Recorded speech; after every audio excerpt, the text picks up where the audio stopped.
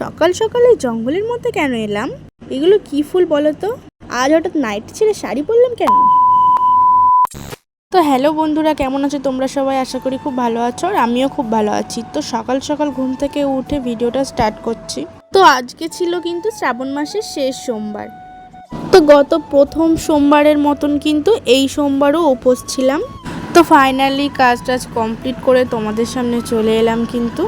তো এখন যাব কিন্তু কলার পাতা কাটতে। তো এখনও কিন্তু আমি স্নান করিনি, তাই ভাবলাম স্নান করার আগে কিন্তু কলা পাতাটা কেটে নিয়ে আসি। তো দেখো অনেক দিন পর এদিকটায় আসলাম। তো দেখো জঙ্গল হয়ে গেছে, পুরো অনেকখানি করে জঙ্গল হয়ে গেছে, প্রায় আমার হাঁটু সমান হয়ে গেছে। তো আমার খুব ভয় লাগছে এর মধ্যে যেতে, তার মধ্যে কাদাও আছে, জানি না কি হবে। তো ভেবেছিলাম 4টে সোমবারই কিন্তু করব, তো মাঝখানে একটু শরীরটা খারাপ থাকার জন্য কিন্তু করতে পারিনি। তো আমি কিন্তু একা উপোস করিনি, আমার সাথে আমার শাশুড়ি মাও কিন্তু উপোস করেছিলেন। দেখো এইখানে কত কচুর শাক হয়েছে, শুধু কচুর শাকই না, কচুর শাক ছাড়া কিন্তু আরও অনেক রকমের শাক পাতা ছিল। ভাবছিলাম যে মন্দিরে গিয়েই পুজো দেব। তোমরা তো জানোই যে আমাদের কাল ওষুধ ছিল এতদিন ধরে, সেটা কিন্তু আর নেই, কেটে গেছে। তো আমরা গঙ্গা স্নান করতে যেতে পারিনি, তাই জন্য কিন্তু আমরা মন্দিরে এখন উঠতে পারবো না। এখন ঘরের যেমন পুজো দিই তেমনই পুজো দিতে পারবো। তো দেখো এই ঝোড় জঙ্গল পেরিয়ে চলে এলাম এই কলা গাছের এইখানটায়। তো কলা পাতা কাটা কমপ্লিট করে কিন্তু দেখো এই দিকে তাকিয়ে দেখি এইখানে কলকে ফুল ধরেছে, কি সুন্দর। আর এইগুলো কিন্তু সাদা কলকে ফুল। তো তারপর বাড়ি এসে কিন্তু স্নান টান কমপ্লিট করে কিন্তু শাড়ি পরে নিয়েছিলাম।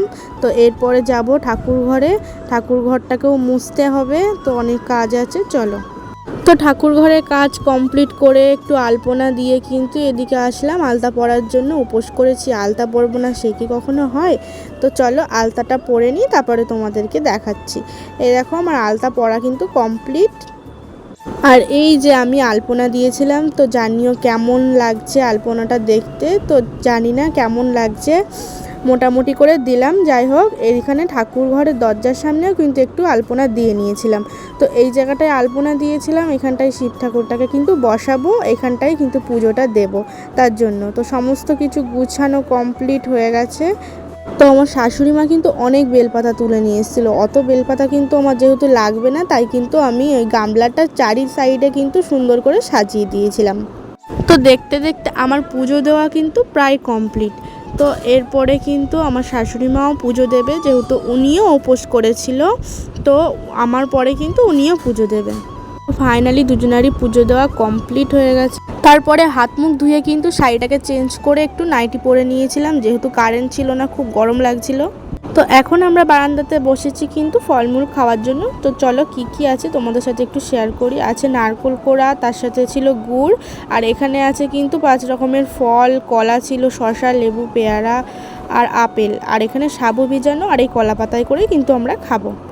তো খাওয়া দাওয়া কমপ্লিট করে সব কিছু গুছিয়ে কিন্তু এসে ঘরে বসলাম। তো ভিডিওটা কেমন লাগলো অবশ্যই কিন্তু জানিও কমেন্ট করে। আর যারা ফেসবুক থেকে দেখছো তারা ফলো করে পাশে থেকো, আর যারা ইউটিউব থেকে দেখছো তারা কিন্তু সাবস্ক্রাইব করে পাশে থেকো।